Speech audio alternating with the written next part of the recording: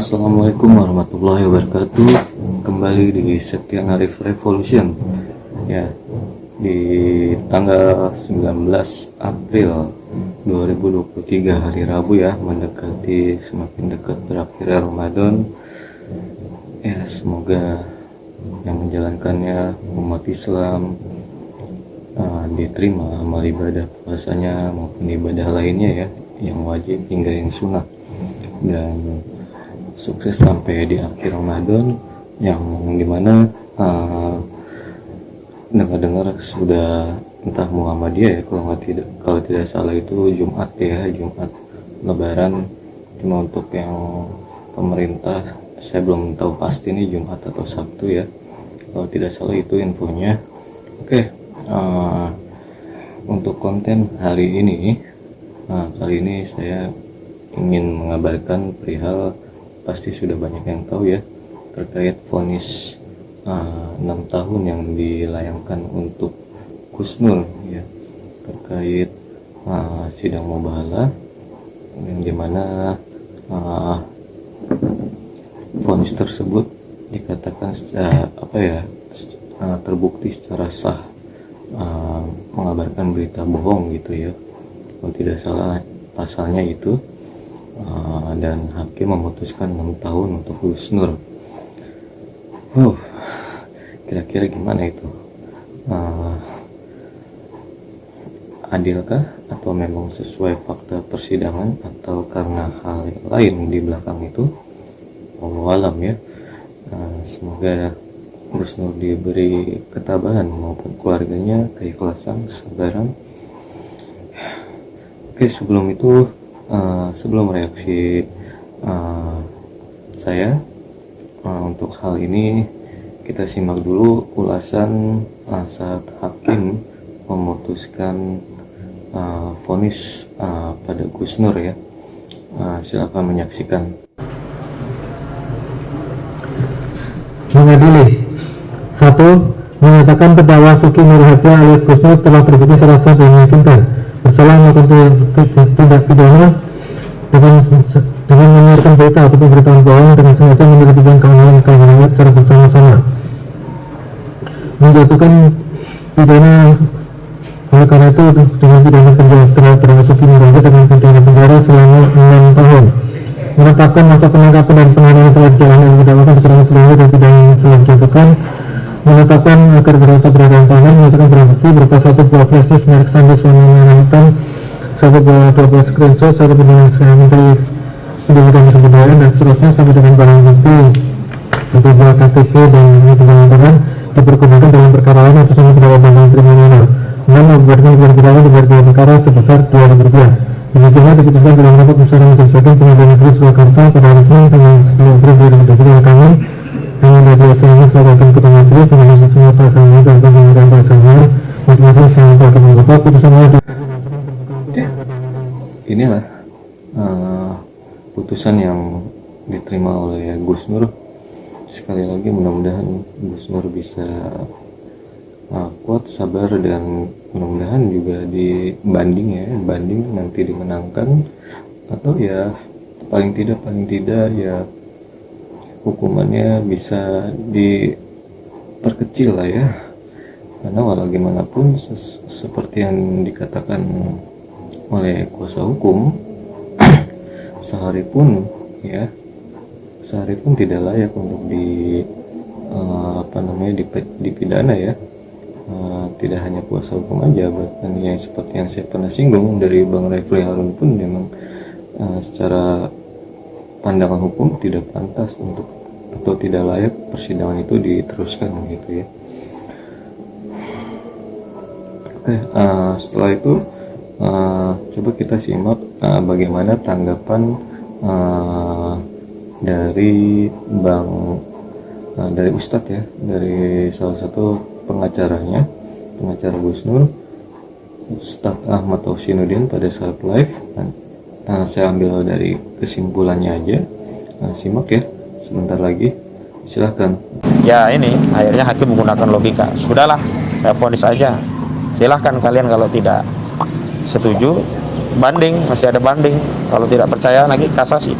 Nah Saya kira kalau itu semua orang juga tahu, karena satu putusan itu bisa diajukan banding, kasasi, hingga peninjauan kembali. Tapi kita ini kan hendak berbicara tentang bagaimana bernegara yang baik, bagaimana kita menegakkan hukum yang adil, bagaimana kita menghasilkan putusan yang adil. Ingat, lembaga peradilan itu harus bisa menjadi pengadil, bukan hanya pemvonis.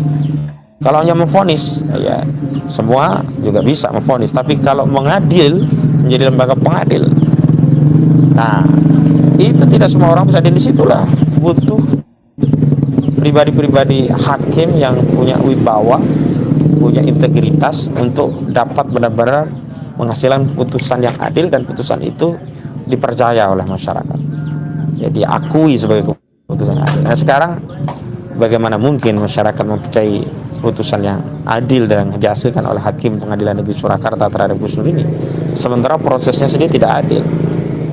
Tidak adilnya, pertama, Jokowi tidak pernah dihadirkan padahal dia saksi korban. Jadi tidak ada kesetaraan kedudukan di muka hukum antara Gus Nur dengan Jokowi. Padahal pasal 27 ayat 3 Undang-Undang Dasar 1945 tegas menyatakan setiap warga negara berkesamaan kedudukannya di muka hukum tanpa ada kecualinya. Tuh, saya ulangi, setiap warga negara berkesamaan kedudukannya di hadapan hukum tanpa ada kecualinya. Lalu mengapa presiden seolah menjadi spesial? Kenapa presiden selaku korban ijazah palsu tidak dihadirkan sebagai saksi korban? Kenapa ijazah presiden yang asli tidak dijadikan bukti? Dan kenapa tanpa kehadiran presiden sebagai korban, sebagai saksi korban, tanpa ijazah asli yang dikatakan palsu, yang dianggap korban bohong, kemudian vonis tetap diberikan kepada Gus Nur dengan 6 tahun penjara? Silahkan publik untuk menilainya. Saya tidak mau menggunakan logika hukum terlalu tinggi, ndaki-ndaki kalau istilah Jawa. Dengan nalar umum sajalah masyarakat bisa menilai ini putusan seperti apa. Dengan nalar umum sajalah masyarakat itu bisa menyimpulkan sebenarnya negeri kita ini darurat hukum tidak, darurat keadilan sedang bermasalah tidak, begitu ya. Ini yang menjadi masalah yang harusnya menjadi masalah kita semua. Ya seperti itu tanggapan dari salah satu kuasa hukum Gus Nur ya, Ustadz Ahmad Hoshinuddin pada saat live streaming ya, kalau tidak salah pada saat di lokasi ya, atau entah di luar lokasi atau di mana, beliau menanggapi perihal putusan itu yang dimana yang beliau sampaikan, dan itu terkait pemberitaan soal ijazah ya, ijazah palsu ya, dugaan ijazah palsu itu, dan hingga persidangan terakhir pun kita sama-sama tahu ijazah tersebut, ijazah Pak Jokowi yang asli belum dihadirkan ya, entah di mana beliau nyimpan atau gimana. Pada intinya yang disampaikan Ustadz Ahmad ya, ijazah tersebut belum hadir, belum ada gitu. Jadi bagaimana mungkin bisa dinyatakan divonis secara sah mengedarkan pemberitaan bohong gitu, kabar bohong gitu. Dan yang beliau sampaikan terkait semua kesimpulannya, semua di mata hukum warga negara itu sama kedudukannya ya, sama kedudukannya. Jadi harusnya tidak memilih-milih seperti itu yang saya tangkap dari hal itu. Dan kalau sebagai orang awam ditanya, saya sendiri yang menyimak sidang-sidang dari beberapa sesi, berjilid-jilid ya, memang ada kalanya hal ini tidak sampai ke ranah pengadilan gitu ya. Baiknya ya ketika ada rakyat menuding gitu ya, hal itu bohong atau adanya dugaan ijazah palsu, tinggal membuktikan saja, tinggal ini loh ijazah asli saya gitu. Harusnya seperti itu, biar istilahnya tidak ada kecurigaan sama sekali terhadap Presiden Republik Indonesia ya, harusnya seperti itu. Tapi ya gimana, apa boleh buat, pada sampai akhir persidangan yang kita sama-sama tahu, yang mungkin sudah banyak tahu, yang ada hanyalah fotokopi ijazah yang dilegalisir. Mungkin itu yang dianggap hakim itu ya, makanya secara sah Gus Nur memberitakan kabar bohong ya, mungkin seperti itu. Tapi memang dirasa ya yang seperti Ustadz Ahmad ya, zalim ya gitu. Entah ya, sekali lagi saya nggak tahu ini memang benar-benar murni putusan memang dari hati nurani atau dari fakta-fakta persidangan yang berjalan selama ini, atau memang ada behind di belakang ini, wallahu alam.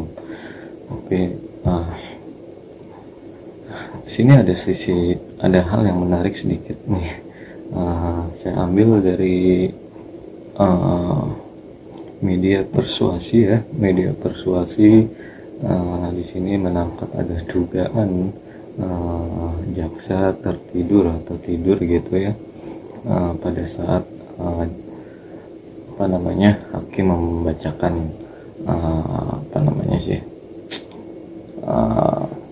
pertimbangan kalau nggak salah itu tadi. Coba kita simak nih video berikut ini.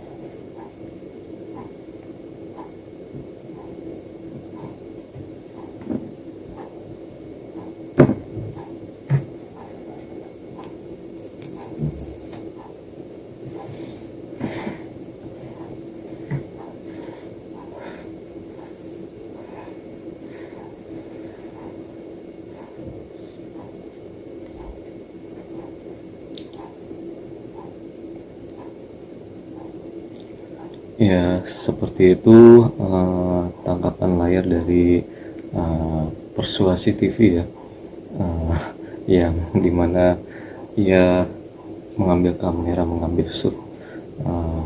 Di situ ada dugaan salah satu jaksa tidur atau tertidur ya, entah memang benar tidur atau kecapean atau memang ya cuma bereaksi seperti itu. Wallahu alam ya. Tapi yang jelas kalau misalkan memang tertidur atau tidur gitu ya, mungkin bila mana itu terjadi pada saat jalannya persidangan yang di hari kemarin tanggal 18, sebenarnya boleh nggak sih sebenarnya hal itu terjadi ya? Mungkin jaksanya lelah, atau yang jelas tuntutan jaksa itu sesuai atau yang bahasanya, karena jaksa sendiri hanya berpikir-pikir, saya rasa jaksa merasa sesuai dengan tuntutannya ya, tuntutan pada Gus Nur, yang dimana jaksa menuntut 10 tahun dan di ACC oleh hakim 6 tahun 2/3 kalau tidak salah ya. Begitulah jalannya persidangan di tanggal 18 April 2023. Saya juga belum dapat info Bambang Tri vonisnya berapa lama. Semoga Gus Nur dan keluarga sekali lagi diberi kesabaran, keikhlasan, kekuatan, kesehatan ya. Semoga ambil positifnya. Allah Maha yang sebaik-baiknya, Allah yang Maha seadil-adilnya. Kalau bila mana hal ini dirasa tidak memuaskan atau adanya kezaliman, adanya ketidakadilan, percayalah Allah itu ada, dan saya yakin Gus Nur jauh lebih memahami ilmu agama seperti ini. Pada akhirnya nanti di akhirat kita akan tahu mana yang kebenaran hakiki dan mana yang kesalahan itu yang salah itu salah, yang benar itu benar. Pasti akan ada waktunya di akhirat nanti, di antara orang-orang yang berseteru ya, biasanya seperti itu. Yang saya yakini, yang saya tahu, Uh, ya itu aja. Semoga diberi kesehatan, kekuatan, keselamatan ya. Ikhlas atas ketetapan Allah. Mudah-mudahan bandingnya bisa dipermudah, diringankan nantinya, dikabulkan permohonannya oleh hakim selanjutnya ya, entah hakimnya berbeda atau sama dalam banding itu. Oke, selamat menjalankan ibadah puasa di hari ini. Jaga kesehatan, keselamatan, semoga diberikan kelancaran aktivitas maupun ibadahnya. Wassalamualaikum warahmatullahi wabarakatuh.